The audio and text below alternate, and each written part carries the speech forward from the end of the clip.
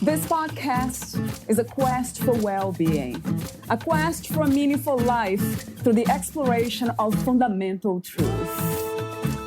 Enlightening ideas, insights on physical, mental, and spiritual health.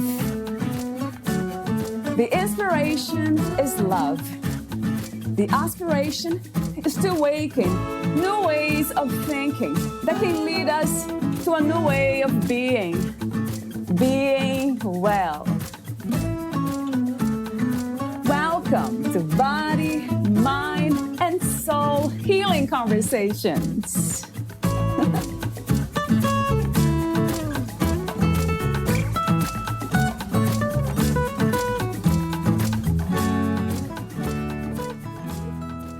Valeria interviews Annika Jende. Annika has always been passionate about empowering others to live their highest potential, to express their unique gift, and add their unique light to the world. In order for people to be able to do this, they need to be healthy, and Annika was attracted to natural health from an early age. She graduated as a chiropractor in '95 and still practices chiropractic and applied kinesiology. She has written the book Passion to Thrive and also offers both group and private sessions to release unhelpful subconscious beliefs and replace them with helpful ones. The one modality that has sustainably created change in her own life for the better. Annika was born in Denmark and has lived in Spain, Germany, England, Scotland, and now lives in regional Australia with her husband and her dog. To learn more about Annika and her work, please visit annikajende.com.au. Here is the interview with Annika Jende.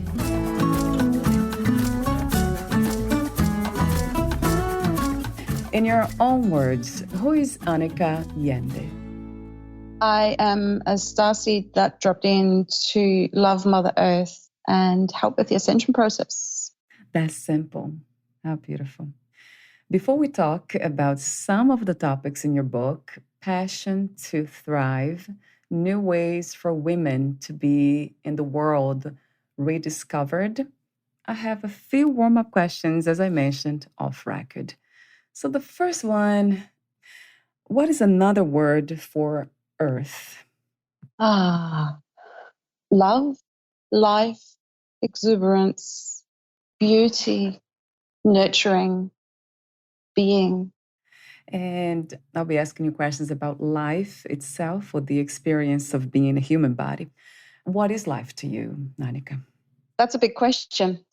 So the way I feel into it is with this incredible multi-dimensional consciousness that has everything at all times and wants to experience something a bit different. So we drop into this physical form and kind of forget that, we already are everything and have everything that we could possibly ever dream of. And then the experience of being a human on planet Earth is to remember all those things that we already are and almost like unravel all the conditioning that we've had and just remember that what we are is pure love, basically. Does that answer your question? Absolutely. Yeah, thank you. Beautifully answered my question. What do you think is the opposite of life? I'm not entirely sure that there is an opposite, actually. Because to me, life and love are sort of synonyms. They're just slightly different variations on the same thing. Like even when we leave our physical body and the physical body dies, there is still life there, like individual cells keep living and it then feeds other life. So I don't know that there is, I guess death is a transition into a different way of being from that point of view. And what is to be a healer to you? A healer is somebody who reminds somebody else that they already have everything they need to be whole. And sometimes basically it's the heart space that the healer can hold for another person that predicts how well that person will actually respond to the healing intention. So that's probably the single most important thing. And then sometimes we have strategies or we have knowledge or we have skills that are useful to that person. But ultimately, the thing is actually to remind the person in front of us that they already are everything they could be and they have all the tools that they need. They've just forgotten. I have two questions here that relates to the experience of being a woman or being in a female body. What do you love the most about being a woman? The feelingness of things. I think women generally have an easier way an easier way to kind of feel with their bodies. And I think our bodies are designed for that because we bleed once a month and we go through these cycles. So we kind of have to remain in touch with our bodies. We can't just sort of, disappear into our minds and pretend the body doesn't, exist or matter or crave contact. So being in a female physical form encourages us to feel our bodies, feel our energy field, feel our connection to other people, to planet Earth, and to our family in spirit. So there's a real sensuality around it. And there's also this miracle of potentially being a vessel for a new consciousness to come into life through us, which is, we know the mechanics of it, but the mystery of it's still just as mysterious as it's always been. True. And beautifully answered too. And I forgot to mention, which I should have, not too late, that these questions, those two questions, they were inspired by reading your book. So they're so inspiring to me that now I'm making them like two of my questions, my main questions. So yeah, I love your questions though. This is another one question that you impose in your book. So I'm going to ask you, what is the most challenging aspect about being a woman? To me, the most challenging aspect of being a woman is to actually remain in our power with the way patriarchy has been trying very hard to get us out of it.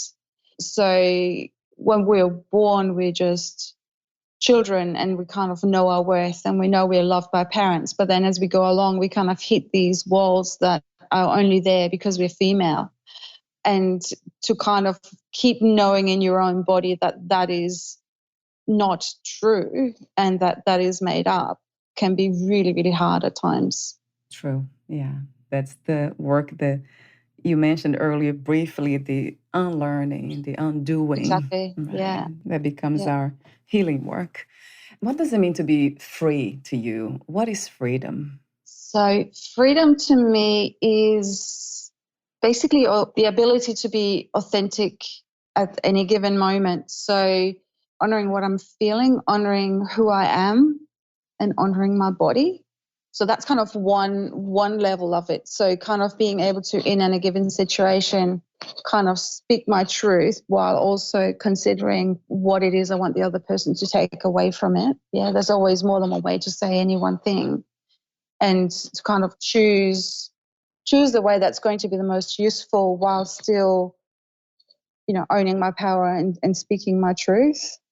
On another level, freedom is being able, for myself personally, is able to express myself creatively in whichever way I feel to do that at the time.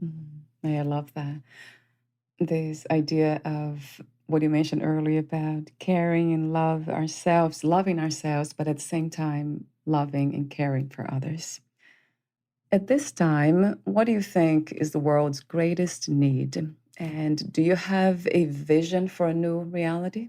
Oh, that's a long question. It is. Yes, I certainly have a vision for where we could be heading as a planetary consciousness and community. And it's basically about, how do I answer this? Honoring the divine feminine in a way that we haven't done for several millennia. And at the same time, encouraging and honoring the divine masculine. At present, the predominant consciousness on our earth is that of an adolescent male. No disrespect to adolescent males, but it is supposed to be a phase. It's not something that's meant to be going on in the long term. So if we can get those two energies to kind of, like I'm thinking of a yin yang symbol right now, if we can get them playing and if we can get them dancing and we can get them interacting in a way that's full of wonder and curiosity and respect and love and nurture, that's kind of the world that I see down the track. And I think right now what's happening is that all these things that have been going on for centuries or millennia that have been hidden and have been not conducive towards that beautiful future that I see are now coming out to be shown. So it's going on for a long time, but now is the time where we actually see it and we go, actually, do you know what? That's not cool with me as a planetary collective.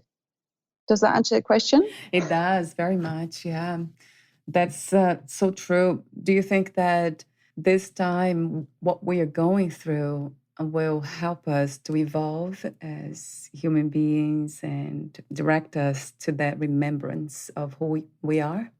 Absolutely. Yeah, I think we now have more people than ever before putting down our collective feet and saying, no, that's not right.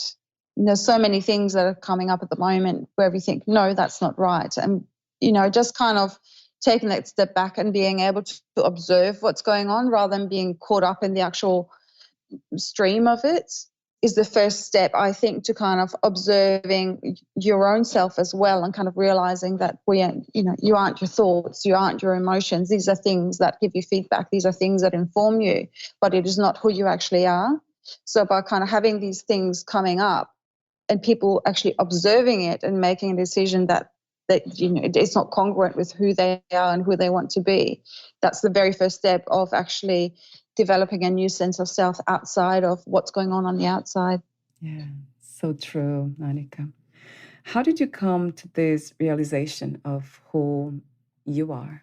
Oh, another big question. I grew up in Denmark, and in Denmark I was just a little kid growing up. And then when I was 10 years old, I moved to Spain with my mother. And all of a sudden I felt and looked very, very different. So I went to a school that was not a Spanish school. It was a German school.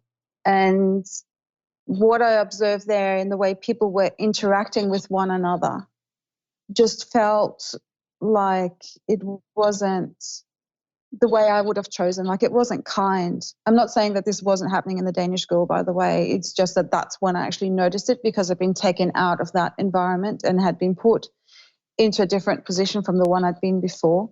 And I remember sitting in biology class when I was in year 7 or something, and the teacher saying, well, if we hurt planet Earth, it will always come back to bite us.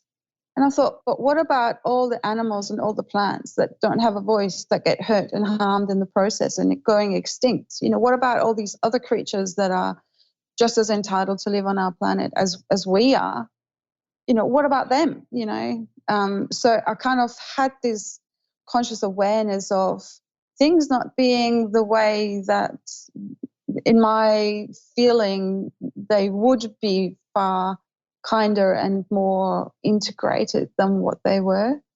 So I came out of my teens sort of feeling very dislocated in the world, really, because it just didn't make any sense to me. It all seemed quite crazy.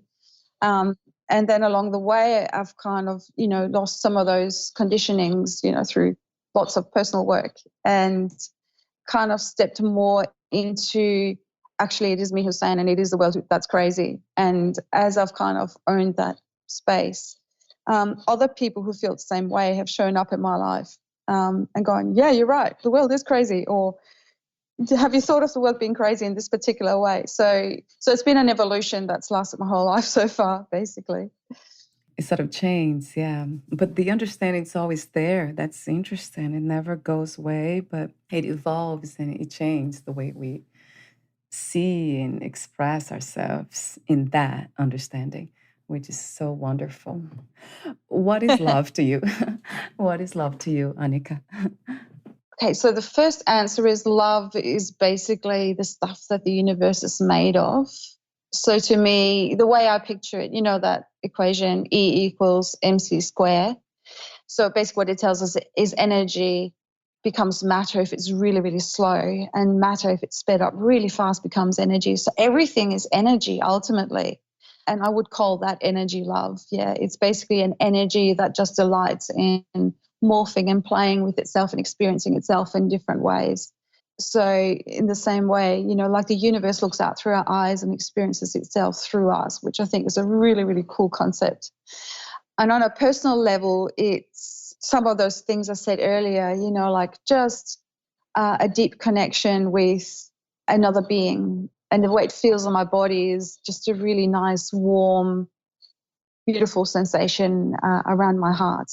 And yeah, connection, I think, is probably the other. Connection and caring are other words that are very similar to love for me. Yeah, that resonates. What is your understanding and idea of inner peace?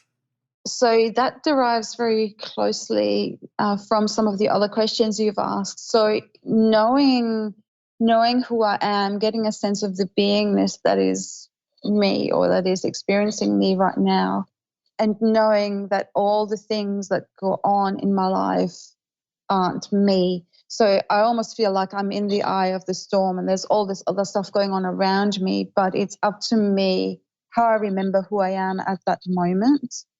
And I'm not perfect at this by any means either. Sometimes stuff happens and, you kind of get swept away in it all. But this ability to kind of go back to, okay, well, that is not me, though. That's something that's happening to me. And how will I respond? So it's a place of empowerment as well, because I can then choose how I want to respond to what's going on the outside. Beautiful. And my last question, warm-up question, has to do with God. What, where, and who is God to you? So God to me again is the same force as love and life and the universe. And to me, God isn't a personal God that sits up in the sky. To me, God is everywhere. So God is, in our planet, in the animals, in the plants, in Mother Earth, in the universe, is in us. So I hope nobody gets offended listening to this, but to me, it is very much the universal energy. Yeah. So God is love. Do you often use the word God, or you choose not to use that word? I don't choose to use that word very often because in some of the contexts I've been, it's a very loaded or distinct kind of idea that it refers to. And to me, it actually limits God, that idea that, I link into. So I don't have a problem with using the word God, but I think in most contexts if I use that word, it's not really accurately describing what I'm trying to describe, which is actually indescribable. Yes, right. Yeah, it is very much true that the word God is connected to lots of beliefs and concepts and specific ideas that they are limiting. I agree. And we go to war over them, which is probably the biggest misconception of all, yeah. Oh, right. Yeah. So true. And sadly, that's true. How did you become a writer, Annika? Well, I've always been creative, and I've always been creative with words. And I was away on a, long weekend with my husband. He was doing a course, and it was in a really beautiful place called Byron Bay here in Australia. And I'd taken a book by Rebecca Campbell called Rise, Sister, Rise. And I was reading this book, and she had sort of 2 pages on the archetypes. And as I kind of was reading about these archetypes, I just had this information dropping into me. I was like, oh, I think I should write this. So I just sat down and wrote. And within a year, I actually had a book published, which is really quite amazing. And the other thing is, you know how I've got these interviews with these various women in the book. That happened because I was practicing. I was seeing a lady, and her name's Julie. She's in the book. She's an incredible woman, and I told her. I think she might have been the third person I told I was writing a book because many people are writing a book, but it never comes to fruition, right? So I just wanted to keep it to myself until I had something solid. But she got all excited and she says, "Oh, if you want to interview people for the book, I'll be interviewed for it." So that's how that second part of the book came about. Yeah. And that makes me think about, what is your idea of a wonderful, amazing woman? A woman who is in her power. Like, it's usually women who have been through difficult or traumatic circumstances who have come out on the other side, kind of knowing who they are, knowing their worth, knowing that they are beautiful, knowing that they have something to contribute, knowing that they love, that they can give is just such a gift. And that they speak up and actually stand in that, and how they shine their lights, instead of kind of shrinking back or trying to fit in or trying to do what they perceive women are supposed to be doing. I love everything that you said about women being wonderful because they are authentic and they're not afraid. There's a lot of courage happening in all levels, from what I see. Absolutely. I Yeah. guess I'll ask you the question about the divine feminine and the divine masculine. Talk to me about these two aspects. Another big question, Valeria. Oh, no. Oh, yes. So they're kind of complementary forces, and each human being has both of them. I remember the first time I saw the yin yang sign, and I was told that the black one was supposed to be the feminine principle and the white one was the masculine principle. And I actually got quite offended because I thought, well, women should have to be, dark, considering like kind of connecting darkness with bad and evil and things like that. But they're kind of the opposite principles in the way of, like, the divine feminine is kind of about resting, and it's about nurturing, and it's about incubating, and it's about creating, and it's about patience, and it's about nurture, and it's about beingness. Yes, that's the best word for it. Beingness, peace, stillness. And then you've got the masculine active, which is more active, and it goes out into the world and it makes changes in the world, and it's got its own creative force, and it's got its own nurture, and it's got all those things. But it's almost like the divine masculine has to come from. So if you call the masculine the doingness, the doingness has to come from the beingness. Yeah. So it's like, if you get doingness for its own sake, it can become quite destructive. Don't have to look far to kind of notice that.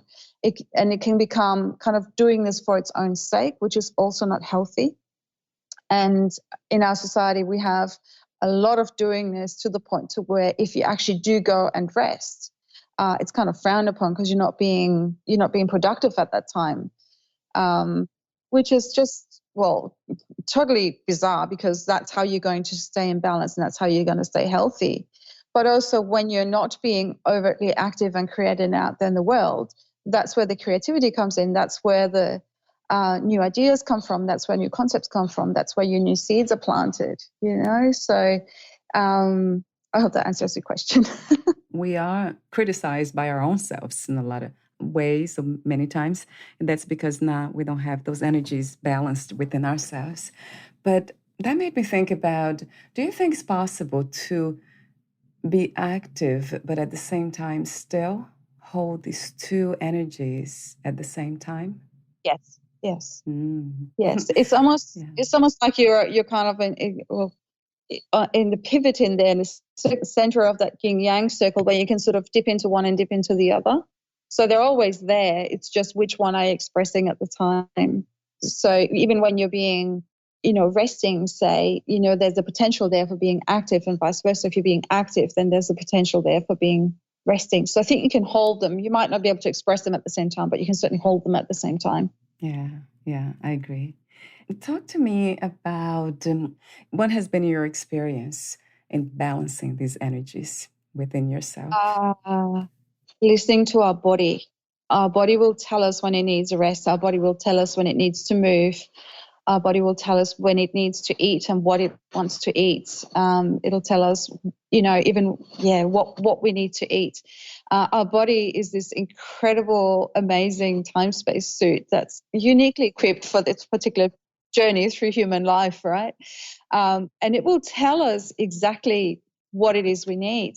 So if we can actually listen and follow those directives, balance is not going to be that tricky. And, again, we live in a society where there are certain things like, work schedules and things like that. So sometimes it can be tricky to kind of do it from moment to moment, but it can become a practice and it can become something that we do over a week, say, where we sort of have distinctive pockets of, okay, my body needs to rest, so right now I'm going to rest. Or my body wants to move, so I'll take it into nature. I'll go and do whatever exercise makes my body feel good, yeah?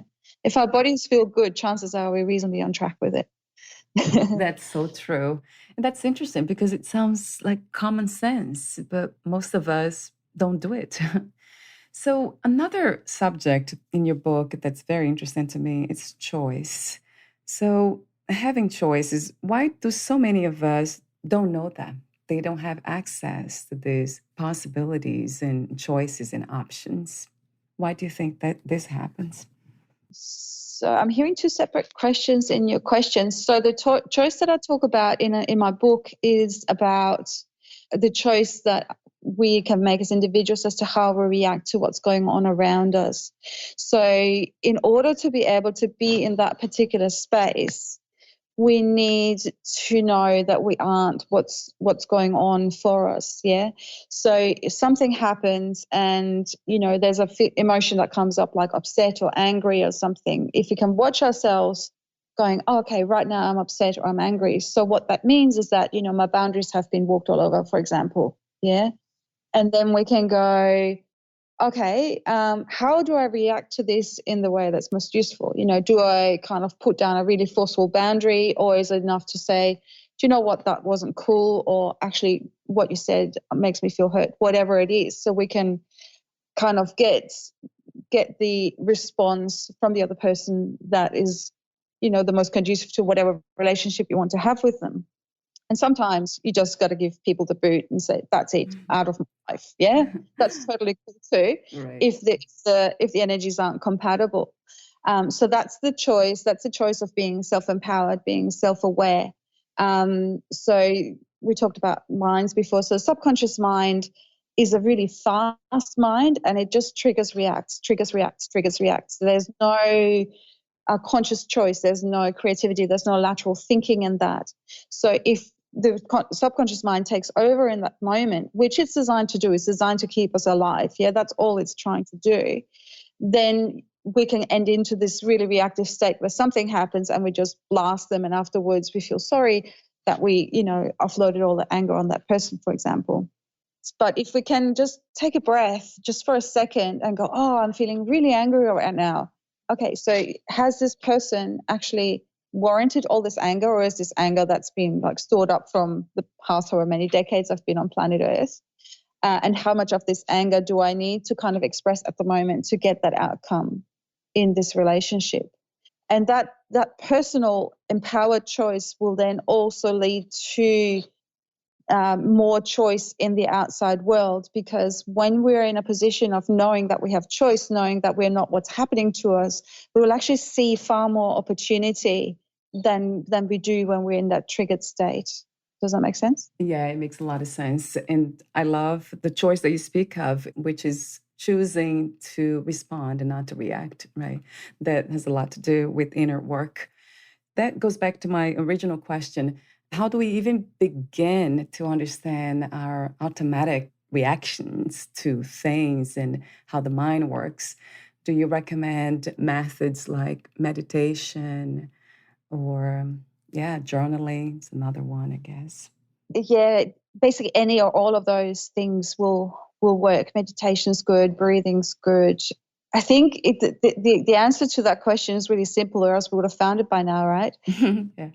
I think at some point, actually knowing that you aren't that voice I've just read this book called The Surrender Experiment, where the author talks about this voice. Actually, he's got a whole book on that, yeah. So kind of just knowing that that little voice in our minds isn't actually us and isn't actually true. Like most of what it says is just kind of commentary, and it's not useful information for the most part. My personal favorite technique that I also practice is called Lifeline technique, and it's basically about finding those subconscious programs and substituting them with helpful ones. And for me, I've been practicing that for 10 years with myself and my clients. And for the last 10 years, that has been the single most sustainable technique that I have found to kind of create change that really lasts once the session finishes. Yeah.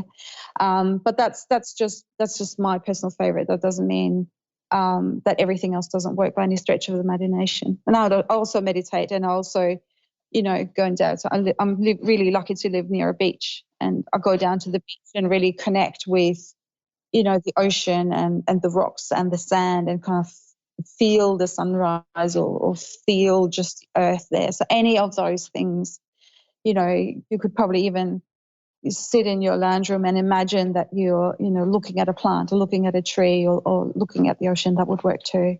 Oh, I love that. Yeah, nature. Right. Anything. Yeah. Yeah. Patriarchy.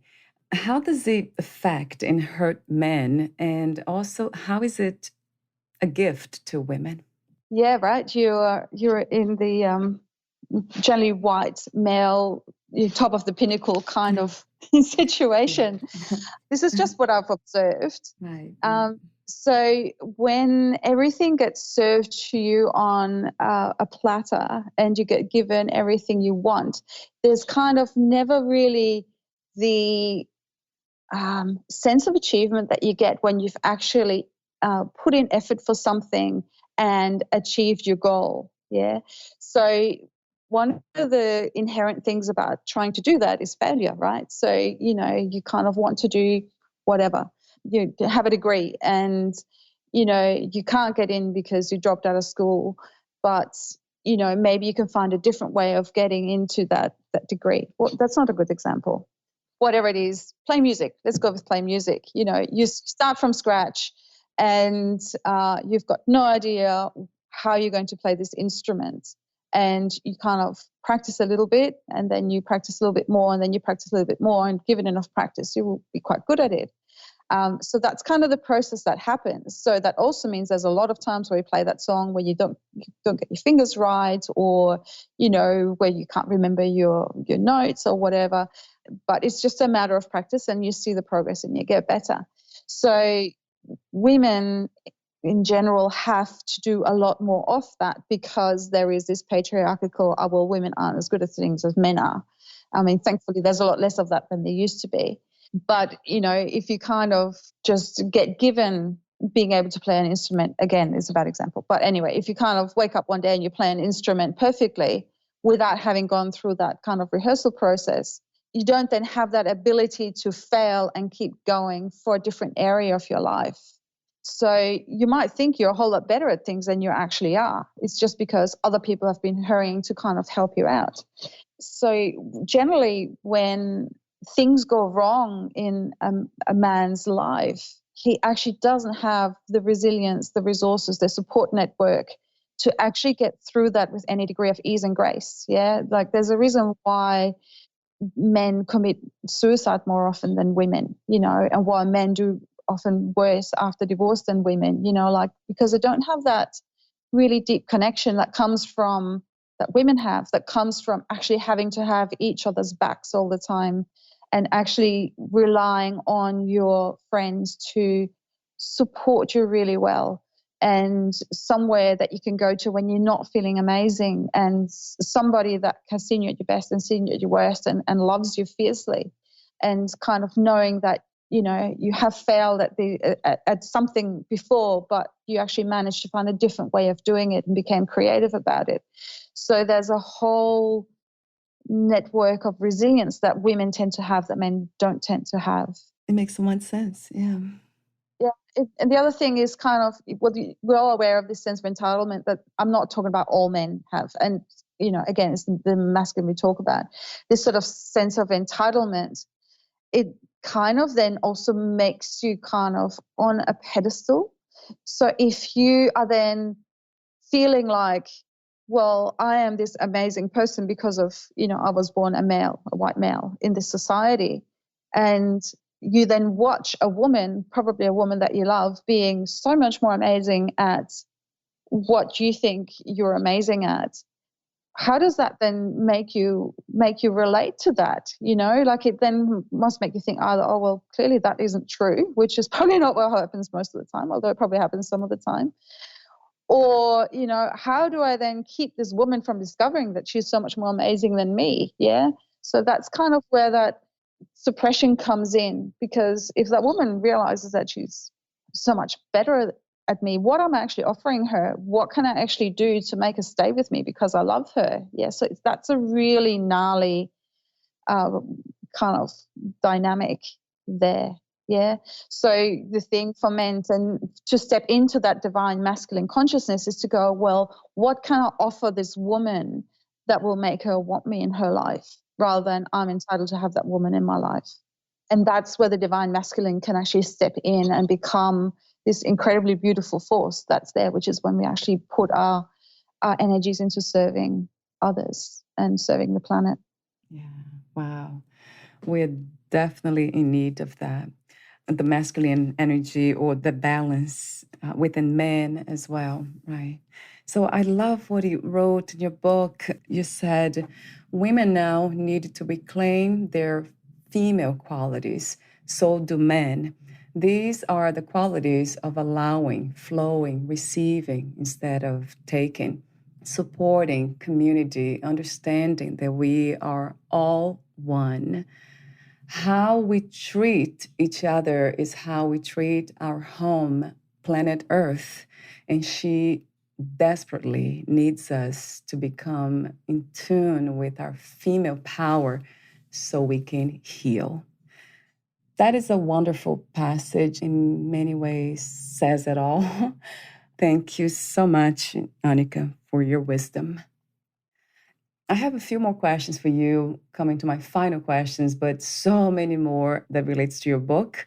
I won't be able to go through all of them, but the archetypes, this is something in your book that's well explored.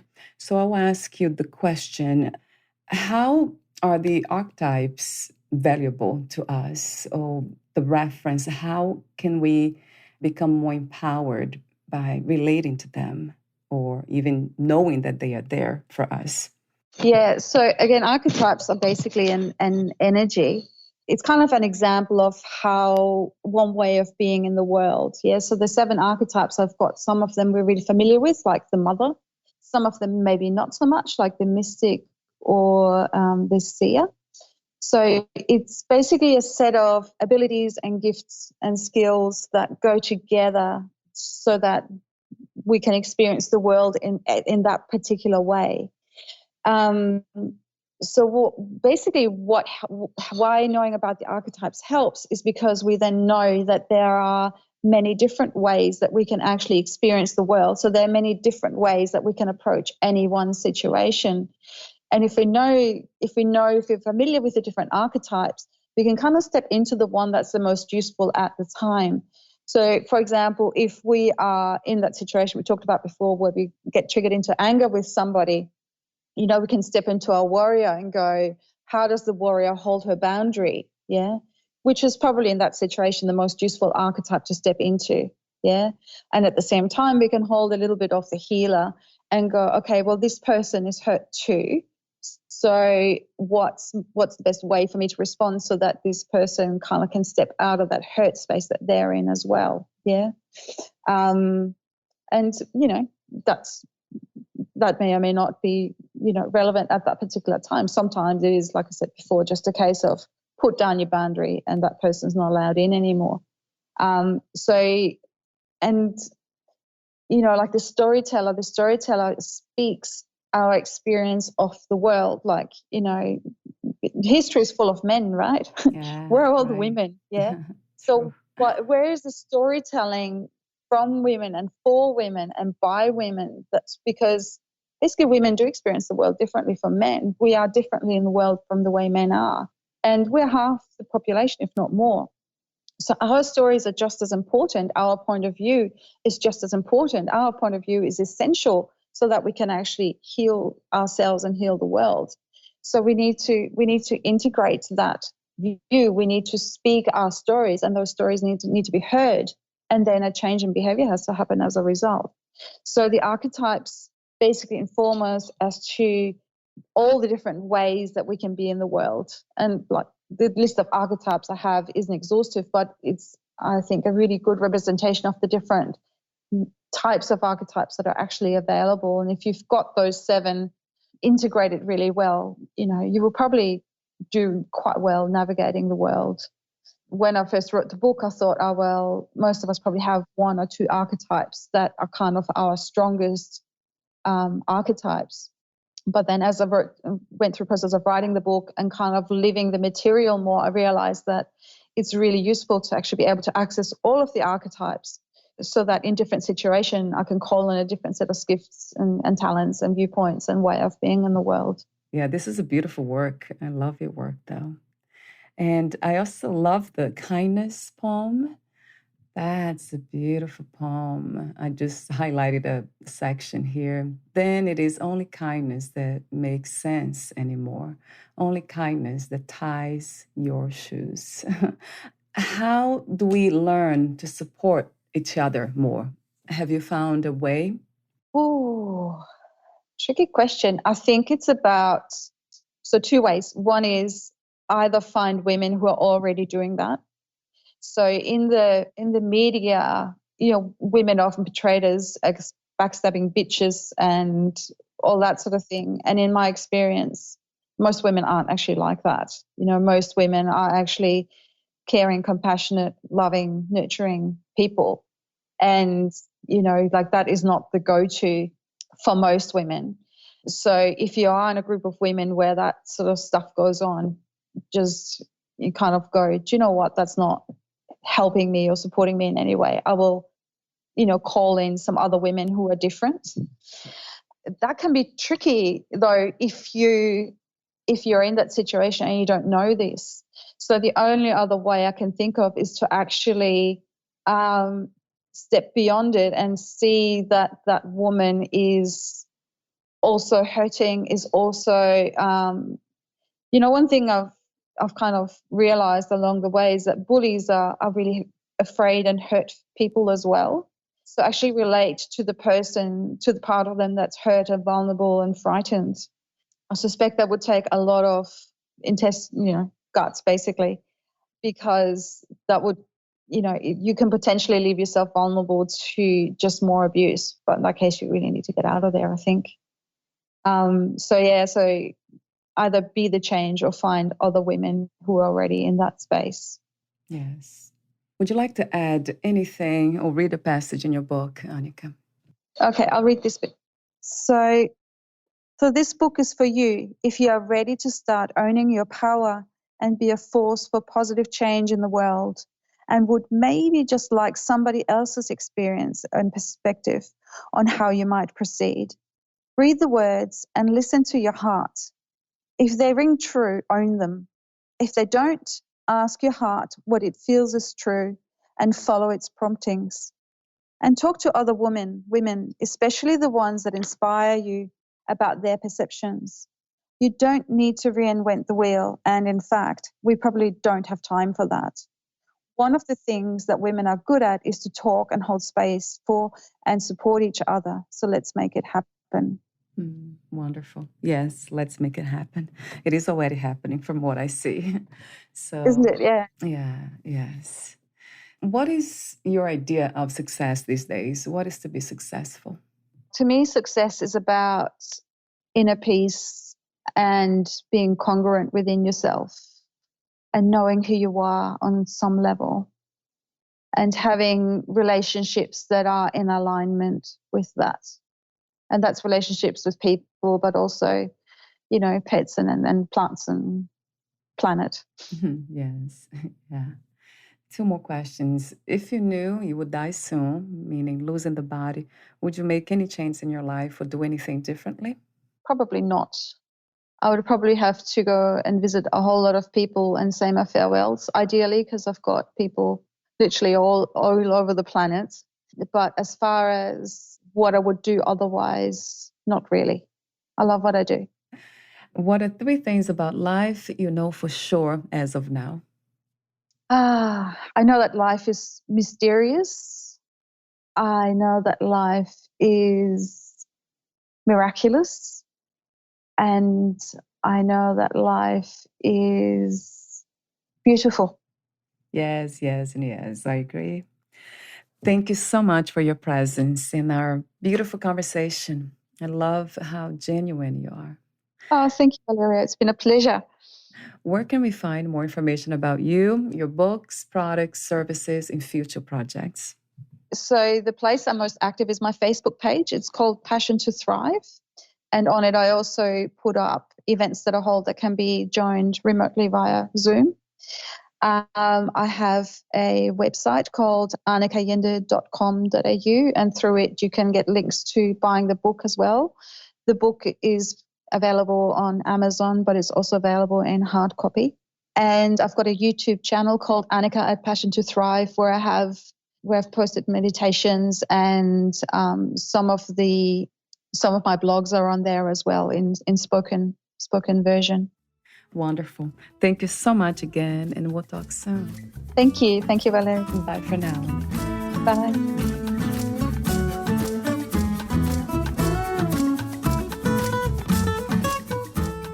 Thank you for listening. To learn more about Annika Jende and her work, please visit annikajende.com.au.